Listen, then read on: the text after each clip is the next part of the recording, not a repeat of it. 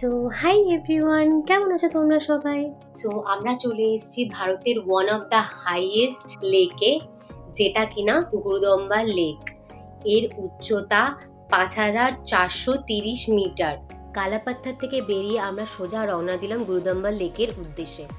আমরা যে নর্থ সিকিমের জন্য পারমিটটা বানিয়েছিলাম, সেই পারমিটটা এই গুরুদম্বা লেকে ঢোকার আগে চেকপোস্টে চেকিং হবে। এই চেকপোস্টের পাশেই ওয়াশরুম আছে, তোমাদের ওয়াশরুমের প্রয়োজন হলে এই চেকপোস্টের এখানে ওয়াশরুমটা ইউজ করে নিতে পারবে, কারণ সারা রাস্তায় আমি আর কোনো জায়গায় কোনো ওয়াশরুম দেখিনি। আমরা রয়েছি মোটামুটি 15 থেকে 16,000 ফিট উচ্চতায়, তাই জন্য এখানে বেশি কথা বলবে না আর এমন কোনো অ্যাক্টিভিটি করবে না যাতে তোমার শ্বাস নিতে কষ্ট হতে পারে। আর সাথে অবশ্যই কর্পূর রাখবে, আর খুব অসুবিধা হলে অক্সিজেন ক্যান ইউজ করবে। তো গুরুদম্বা লেকের টেম্পারেচার নর্মালি মাইনাসে থাকে দিনের বেলাতেও। অবশ্যই ঠান্ডা থেকে বাঁচার জন্য গরম কাপড় পরে প্রিপারেশন ঠিকঠাক মতো নিয়ে যাবেন, কারণ ওখানে প্রচণ্ড পরিমাণে ঠান্ডা হাওয়া দেয়।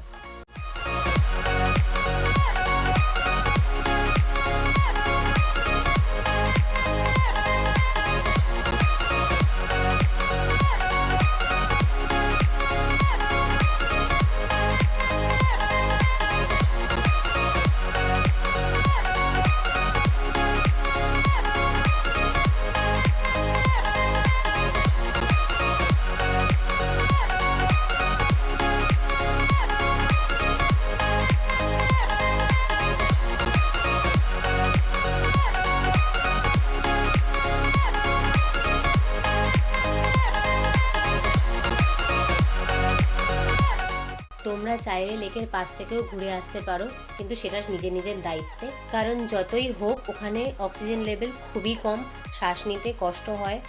তাই যাদের শ্বাসের প্রবলেম আছে বা যারা একটু বয়স্ক, তারা নিচে নামবেন না, উপর থেকেই আপনারা দেখুন। এটা যেহেতু আমার ড্রিম ডেস্টিনেশনের মধ্যে ছিল, তাই জন্য আমি এখানে একটু বেশি টাইমই কাটিয়েছিলাম।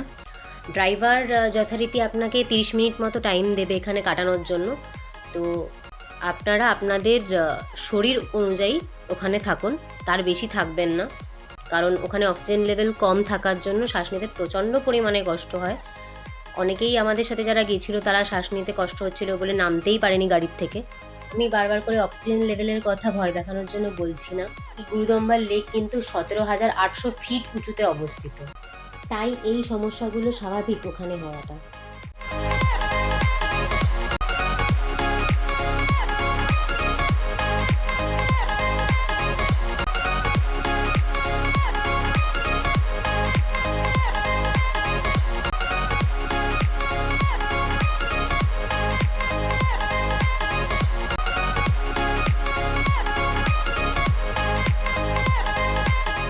তো এবার আমাদের বেরিয়ে পড়তে হবে গুরুদম্বা লেক থেকে এবং পৌঁছে যাব লাচেনে, যেখানে আমাদের হোটেল।